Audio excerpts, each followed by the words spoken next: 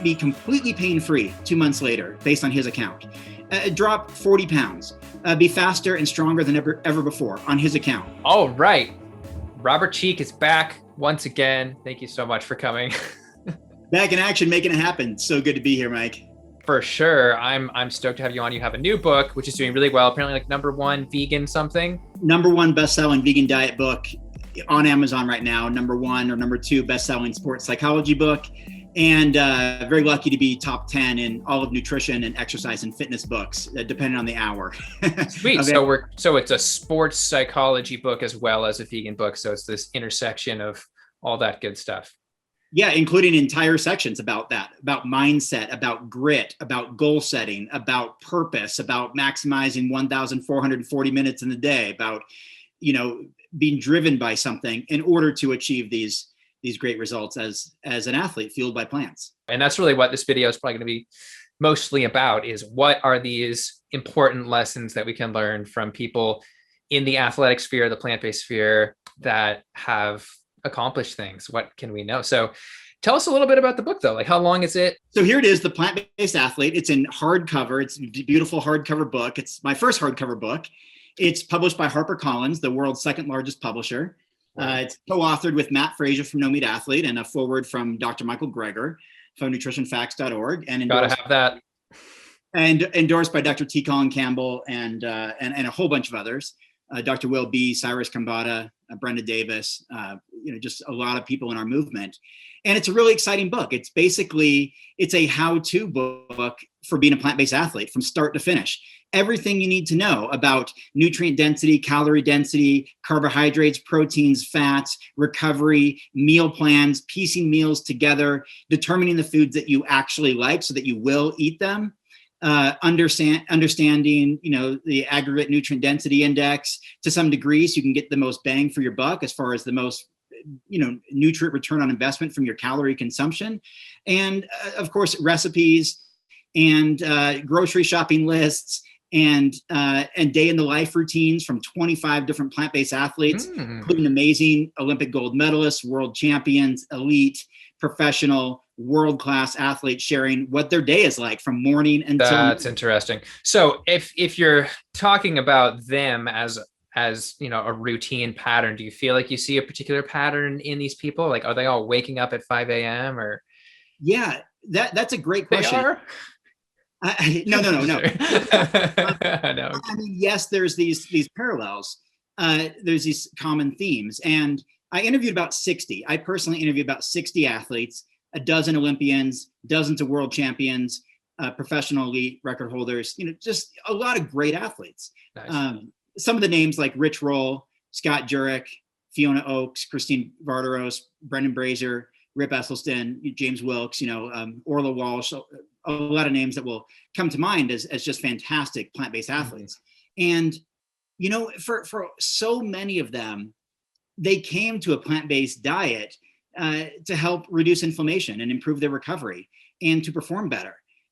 It wasn't always for ethics or for animal rights or for, vegan since birth, although we did interview at least 3 athletes who have been vegan since birth. You had Jahina Malik, right? Yeah, Jahina's in there, but also siblings, Kevin and Shonda Hill. Kevin is an Olympic medalist in snowboarding, and Shonda is a crazy world champion ultra triathlete where she competes in like 20 back-to-back Ironman triathlons with one race. It takes like 40 days or something. But the common themes are that there was some sort of issue going on. Like let's say David Carter, tendonitis, NFL football player, 25 years old, should be in the prime of his athletic peak and in his career, could barely push himself out of a bathtub. Pain was too much in his elbows. And going plant-based allowed him to be completely pain-free 2 months later, based on his account. Drop 40 pounds. Be faster and stronger than ever before on his account. These are things that he was reporting. We have 50 of these, anecdotal stories throughout the book, and in some a few paragraphs, some a few pages. And the common theme is that I went plant-based and I performed better. And that's from Sharon Feichman, professional tennis player, who very much like Venus Williams, her career was over. Tendonitis, too much. I cannot play anymore. My joints will not hang on. Adopted a plant-based diet and went on to, become, one of the top ranked tennis players in the world. And this is a common theme for people, whether it's NFL or NHL or professional tennis, or in our cases, many of these are endurance athletes and strength athletes like bodybuilders and powerlifters.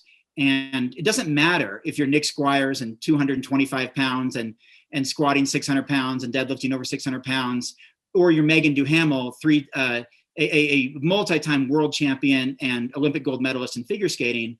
The benefits of a plant-based diet seem to be universal for reducing, really, that's the theme. If we made a nutshell, like describe the book in 5 seconds, it's like, you reduce inflammation, you recover better and perform better, and you're happier. Like, end of story. That's the book. No need to order it now. There you go. You're selling yourself short. But I do just really want to know, for my own personal inability to wake up at 5 a.m., are these people all waking up at 5 a.m. and that's how they're accomplishing everything? They're not, but many of them are. There's the 5 a.m. miracle. We're going to be on that podcast in a couple of days, I think. About that idea that you start your day so early, you get all this stuff accomplished. I told my co-author Matt, I'm like the 10 a.m. miracle. Yeah, there you go. That's me right there. Because I'm up till 2 a.m. Oftentimes one. Same. But so are some other athletes. Are some of the greatest runners the world has ever known, or some of the greatest athletes we've ever seen in the plant-based movement. So it's not always based on your schedule, but what it is there's something to this belief in self.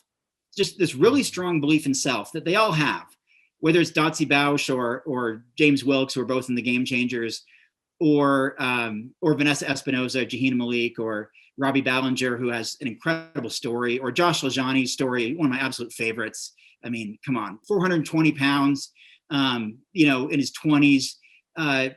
It gets inspired by Scott Jurek and others, decides to become a runner. I mean, who does that at 420 pounds and goes on to drop whatever the math is here, 240 pounds. He weighs 180, less than me, and he's like 6'3", and goes on to not compete, but win 100-mile ultra marathon races. Anybody can show up and compete, but this guy wins. These stories of like what you have to believe in yourself in order to accomplish them. Yeah, where does that come from? That's the question, is where does that come from?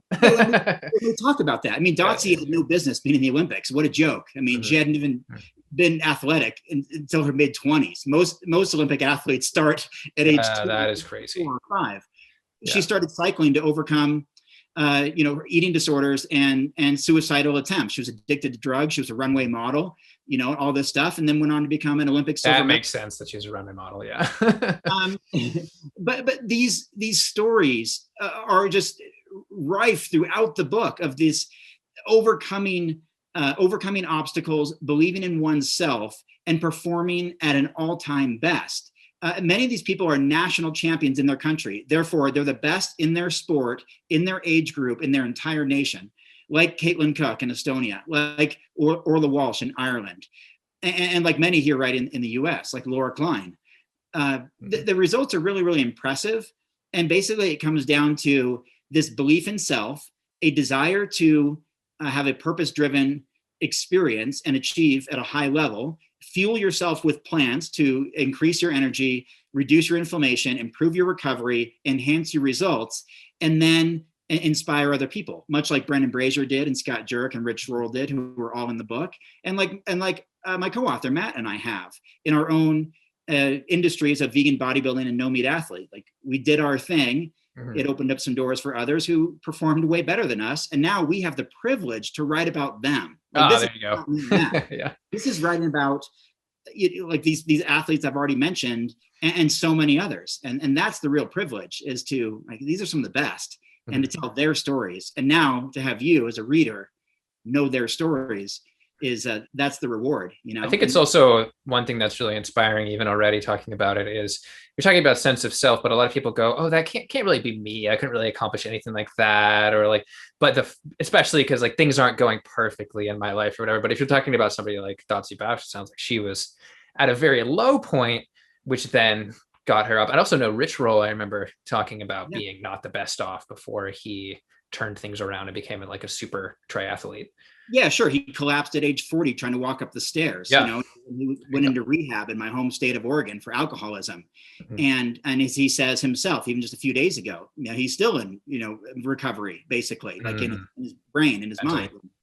And we just did a podcast with him, and it was great. It was awesome to be in studio with him in LA and know that he's had his journey. I've had my journey. I mean, I had no business, we've talked about this. I had no business in bodybuilding, completely laughable. I put on 100 pounds and won multiple competitions and told my story. But these, like Laura Klein, who's a world champion duathlete, which is like a triathlete, but without the swimming. So running, running. Which is what I would have to do because I suck at swimming. I just couldn't do it. I just can't breathe in the water. I could do the backstroke. I remember winning the backstroke in like elementary school because I didn't freak out about holding my breath. You should hang out with Rip Esselstyn then. He just set a world record in the backstroke. Like that's cool. Record for his age group. He's the best on planet Earth. Wow. In his age group. And he talks about that story in the book too. Like nice. And he's been plant-based for 30 years. So, and he talks about how he deliberately eats certain foods. And you would like this because you're kind of like he probably eats nitrates before he goes. Science, anthocyanins, all this stuff, the nitrates and nitrites and the nitric oxide and he talks about all this stuff, the chlorophyll and these foods. It's kind of nerdy, but why not? But it's like, it explains the process. And many of these athletes do the same. Like, you asked about some other common themes, and it's the fact that a lot of them eat for a purpose, like Megan Duhamel, same thing. I mean, can you imagine being a figure skater and being thrown in the air and spinning like 4 times and landing on the ice? And for her, she was eating specific foods for concentration and for focus and just for overall recovery. I mean, imagine landing on your ankles and the things that happen in that kind of sport. It's all purpose driven, Christine Vardaros, who's really old school. I love being able to include people like Christine, who's been plant-based for over 20 years, one of the original vegan athletes out there and top 6 in the world in her sport. And she's 50 now and still competing, and she's eating for performance too, to do these 5-hour, women's Tour de France races, in a single day and cyclocross and that kind of stuff. So there are numerous common themes. And to your question, Mike, what I like about it is actually, to me, having read these stories many times and having written them, they are relatable because, like I said, Laura Klein, I didn't finish telling her story, but I mean, she struggled with all kinds of things, from even like, abuse in her life and all this stuff that was really, kind of dark, that she opened up a little bit about in the book, and then went on to become the best in the world in her sport, like number 1. Mm-hmm. That's like, and I already mentioned Josh. I mean, morbidly overweight, right? But we all know people who are, or even if us ourselves are a little bit overweight, or like Dotsie, or I'm 100. Apparently, I'm 180 pounds now. I'm joking. I'm not overweight. I just weigh I was between 145 and 150 when I first went vegan. So. You're broken up. We talked about that last time. Although I haven't been hitting the gym lately. I've been doing like construction style renovations, so I feel like I'm strong. But anyway, we don't need to talk about that. I also probably have a little bit of extra stuff that doesn't need to be. We all do. I things out my chest, my stomach, certain parts, arms, like it's there. But I was just going to say one last thing, like someone like Dotsie or Orla Walsh, who are basically the oldest on their cycling team, and both kind of started late. Like they didn't start till they were 26. So if you think like, oh, well, I'm already in my 20s or 30s or whatever, are you kidding me? Like, look at Rich Roll, look at John Joseph, Rip Esselstyn, Fiona Oakes. Yeah, Fiona Oakes. They're all in my book, and they're all over 50. Yeah, for people that aren't aware, Fiona Oakes, I believe she has like no cartilage in her knees, yet has run like a ton of I think she set several world marathon records by doing various combinations of marathons. Yes, including Guinness World Records, Guinness Book World Records. She was, I believe, born without a right kneecap, and was told that she probably wouldn't walk properly and certainly wouldn't run. And she went on to be one of the great marathon runners in the UK. No cap. Yeah, no cap. That's right, man. No cap. That world record's no cap. Oh, I'm so lame. But so this brings me to an important question, though. It's more of a statement. It appears that we are seeing this extension of the functional athletic lifespan of people through that, lowered inflammation on a plant-based or vegan diet. So we're talking about, people like Fiona Oakes. She did that when she was quite old, and all these people who are, and I remember thinking about, it was Carl Lewis, where I was mentioning in one of my videos on athletes, people were like, oh yeah, well, he went like plant-based or vegan or whatever, and then like his performance dropped off. And it's like, no, you actually look, it's like he shouldn't have even set those world records based off his age. Well, and look at his direct quotes. Yeah. And I've communicated with him briefly during the book writing process.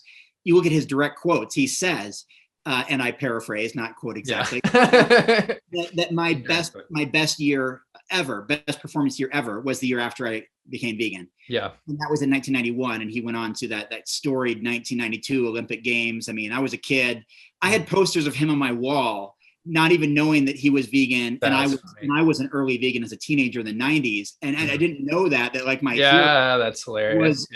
And then so to communicate with him via Twitter was like, man, like, meeting your hero through that's pretty cool. Online platform was amazing.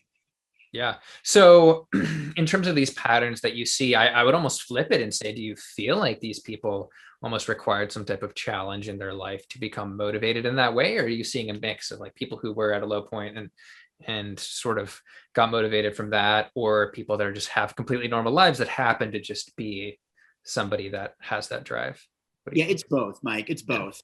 Because you look at Rip Esselstyn. I mean, his father is an Olympic medalist in rowing back in 1956 for Yale. He won Olympic gold medal. Rip, I think, walked into some pretty good genetics, but what he did with that was he became one of the top triathletes in the world. And then he was an amazing swimmer at the University of Texas as well, and then a great triathlete, and then now has a world record. And he didn't necessarily have these lows, but what he had within him, which he talks about, is that he did not want to live this normal life of 9 to 5, get a job. He was obsessed with sports, that he became a pro athlete right out of college. He's like, forget this workforce thing. And then that's why he became a firefighter too. It's a different type of work. It's for some people, maybe it's a little bit of rebelliousness to just be out of the ordinary or to be extraordinary.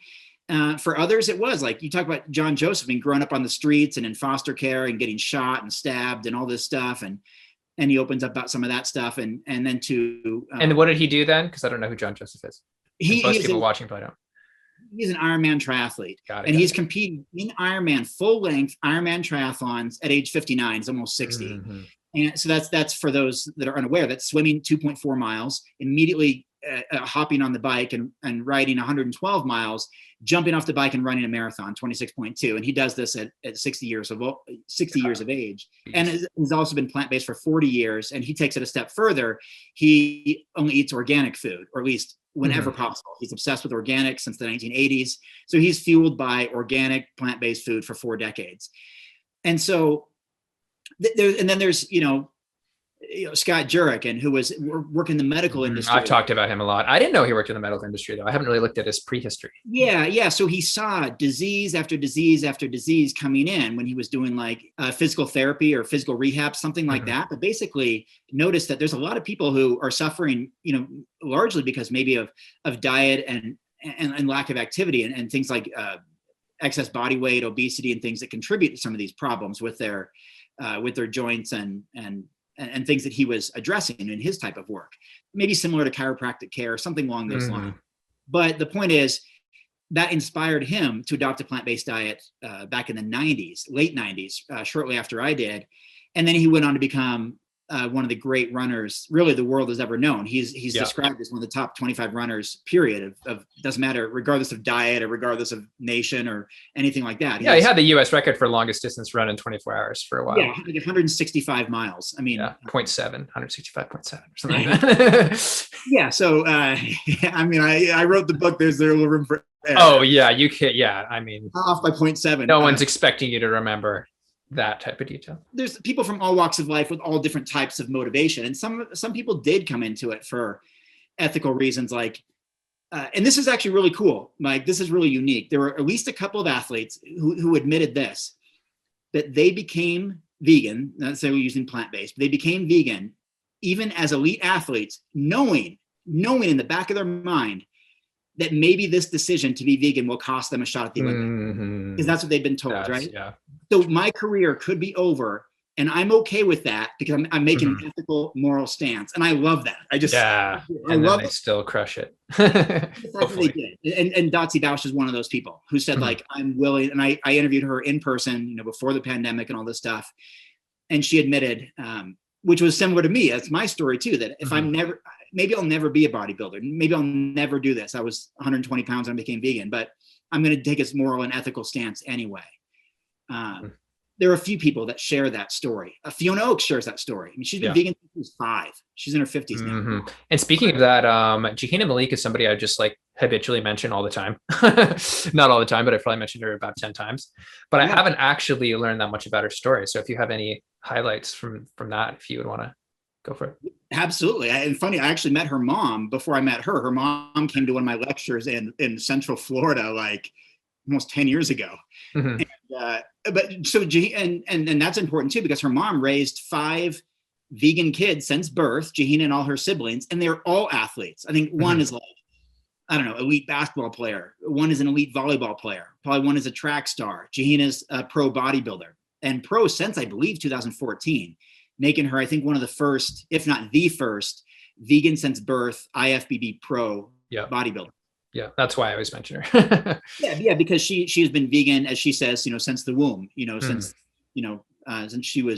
since before she was born, and then went on to become a pro bodybuilder at the highest level in a sport that you equate with, I don't know, meat, masculinity, power, strength. Because you see a lot of these, Mary Schneeder and all these Robbie Ballinger, all these runners in our book. Well, that makes sense, right? It makes sense to eat plant-based diet to support an endurance sport. Yeah, just go run away like those antelopes. Yeah, so many people. Plant eater.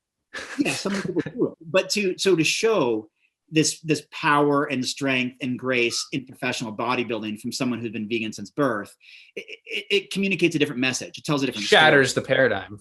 Yeah, it says your concerns and questions about protein maybe aren't warranted anymore. Maybe that's in your own head, or maybe that's what you've been marketed to. Which we actually talk about that, the history of protein obsession in our country, dating to protein dogma, really. The 30s, the 40s, the 50s, the rise of everything from TV dinners to television to how protein powders got started, and how those got marketed and promoted as a very interesting. A little bit probably has to do with that byproduct from the dairy industry known as whey. Exactly, whey and casein, especially in the 70s and 80s, and now it's a multi-billion-dollar industry, and we talk about that as well, and how that grew because of this influence of Arnold Schwarzenegger and others, and how it is today with muscle milk and all this other stuff. But that's not the whole story.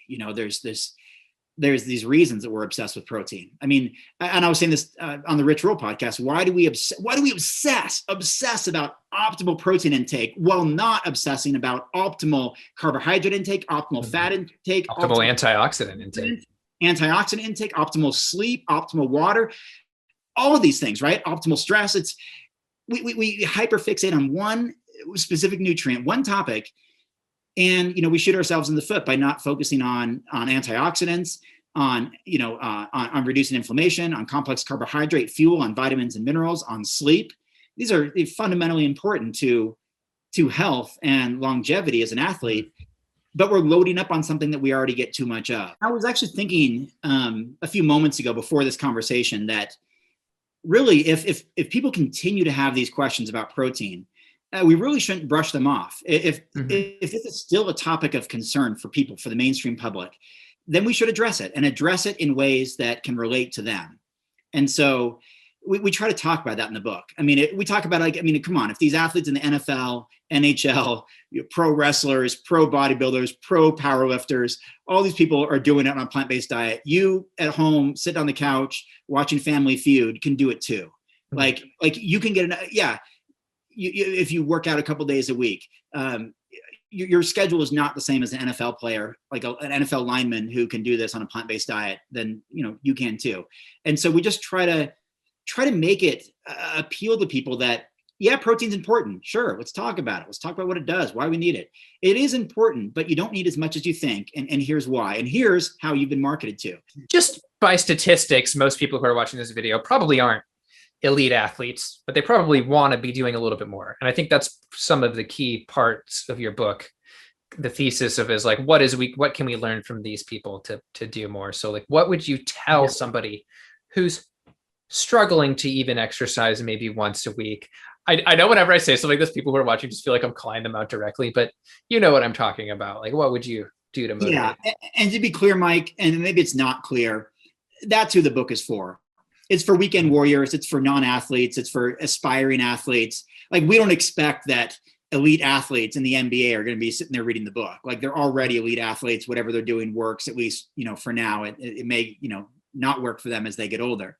And that's one of the benefits that we argue in the book, is the longevity aspect. That you look at these athletes performing at such a high level in their 40s, 50s, 60s, because a plant-based diet is conducive to that. So what I would say is that the plant-based athlete offers up an incredible amount of guidance, inspiration, information, and motivation to get you out the door. What I love about some people like Rich Roll in the book, and Sonia Looney, who's a world champion mountain biker, one of the best, period, of what she does, is that they talk about showing up. If you can just show up day after day. And what that means to me is not just showing up at the gym, but it's showing up with discipline, with your diet, with your nutrition plan, with your sleep, with your lifestyle, with your attitude. It's you show up every day with good intention and with work ethic and drive and purpose and passion, and you achieve results. Like, it just happens. I use that principle of writing 2 pages every day, and soon you have a book. Soon you've written a book. Mm-hmm. It's the same in athleticism. It's the same with building muscles, the same with burning fat. You have to show up. If you're overweight right now listening to this, and you truly want to lose weight, like if that's something that's important to you, then you can show up every day and do the things that you need to do nutritionally, mindset, attitude, athletically, and you'll get there. If you don't care about it, if you don't care about losing weight, you're not going to do those things. If you don't care about gaining muscle, you're not going to do the things like showing up at the gym or showing up with a certain amount of calorie intake or whatever the case is, or putting your shoes on and getting out the door. So that's really, to me, the take-home message is we provide, all the information you need about protein, carbohydrates, fats, nutrient density, calorie density. You have that at your disposal once you read this book. And then we kind of finish with that, a bit of that motivation about, finding your why, asking yourself important questions. And these athletes ask themselves these questions every day. And that's why they are where they are. That's why James Wilkes is where he is, why Fiona Oakes is where she is. They've answered those questions. I just want to say, one of the exciting things for me, really it is, the day in the life routines. And there's all these other athletes I didn't mention yet. Corinne Sutton, a 25-time champion vegan bodybuilder. Natalie Matthews, Harriet Davis, Andreas Wojta, who just set his 40th national record in Austria as a runner. He's on their Olympic team. So many other stories to read about. So get excited about that. We have this day in the life routine for about 25 of the athletes we interviewed. And then every single recipe, and there's about 60, are supplied by the athletes themselves. It's not Robert's way of eating. It's not Matt's way. That's cool. Dr. Greger's way of eating. It's what are these athletes really doing behind the scenes when you pull the curtain back? These are Olympic, world-class, elite champion, and people you can relate to, like Brendan Brazier and Rip Esselstyn, athletes. What are they eating? These are their recipes. And that, to me, is so fun. Yeah, that's cool. Well, I guess my last question would be, what would you say to people? There's a little bit of overlap here. People who feel like there's just, like, they might not have the emotional bandwidth to like show up or whatever. They're overwhelmed with just like making enough money, or they've got like a bunch of kids, or like blah, blah. Like, what would you say to that? Incremental steps. It's incremental steps. So we're talking about people transitioning to a plant-based diet in the early part of the book, because we're hoping to reach a super mainstream audience with a major publisher and just global distribution with this book. Is that I ask people to list your 5 favorite foods in each category: fruits, vegetables, grains, legumes, nuts, and seeds. Just list them so you can at least make a picture. You have like something to reference. And then just start incorporating more and more of those. So you're not doing the frozen burritos or vegan mac and cheese every night, or going to restaurants or oily food every night, or, ice cream every single day or whatever. And there's nothing wrong with those foods. It's just that if you want to just make these incremental steps, sometimes you don't have the bandwidth, the emotional drive, actually, because of what you eat and what you don't eat. Right? If you're not getting the high energy foods that are easy to digest and give you a nice spike in energy, like fruit, berries, and all types of other fruits, and you're eating foods that actually might make you kind of lethargic and tired due to the time it takes to digest them, or they're just heavy, they're full of sugar, they're full of flour, they're full of oil, they're loaded with protein, too much protein you don't need, you're not going to feel like it, right? It's certain foods are going to put you in a certain mood. And if you can determine what those are, man, you're out the door, and blueberries are great food. Sweet potatoes are great food. Oatmeal, great oats. These are some of the key foods. We talk about these that if you want a natural pre-workout or natural post-workout kind of staple to go to, here are a handful of things that these will give you the energy and then give you the replenishment afterwards. And talking about electrolytes and carbohydrates and things that you burn through exercise, hydration, and then things you need to repair, the protein and the total calories and good quality fats and reduce inflammation and all that. So I think that's what it is, Mike. Small little incremental steps will get you on your way. And then I've got another just fun question for you. It's okay if you don't have an answer. Do you feel like talking to all these top athletes, was there some habit or just thing in general that you found out that somebody was doing that was just surprising? Like anything that was particularly surprising, like blah, blah, just like doesn't eat in the morning or something like that's not that crazy. That's a horrible example. But I'm glad you asked, because I think you'll be surprised by this answer. And it's a huge topic in the book, and you and I haven't even discussed it today. Huge topic is the role of supplementation or sports supplementation. What I was really surprised to learn is that so many, I'm talking like decorated Olympic gold medalists, did not use sports supplements. Don't even bother. because they had a fear of failing drug tests. Ooh, they would have risked their entire career. Because of how unregulated the supplement industry is. There was fear around it, whether that's warranted fear or not. And that's something we wrote about. I talked to Heather Mitz, who won 3 Olympic gold medals, Rebecca Soni, who won, I think, 6 Olympic medals, and Heather was in soccer. Dotsie Bausch, who's become kind of a friend these days. As a cyclist, same thing. There was a fear that I've dedicated my life to this, and if I fail a drug test, much like in the early days, you might recall, a lot of people were afraid of using hemp, even just hemp seed, because it could have some cannabinoids in it.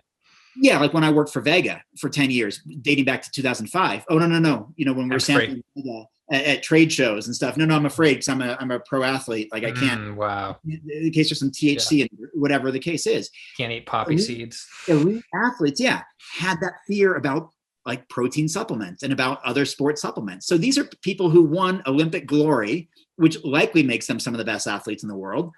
And they weren't doing it with supplements. They used food. Yeah. That's what I found interesting, because I grew up in a world of supplements. I grew up in a bodybuilding culture that relies on them. A bunch of my friends sell their own supplements these days, including in the vegan world.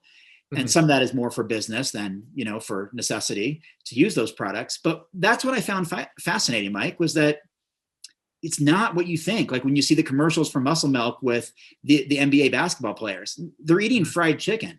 They're just incredible physical specimens, but then they don't typically have these great, healthy, long lives. Yeah.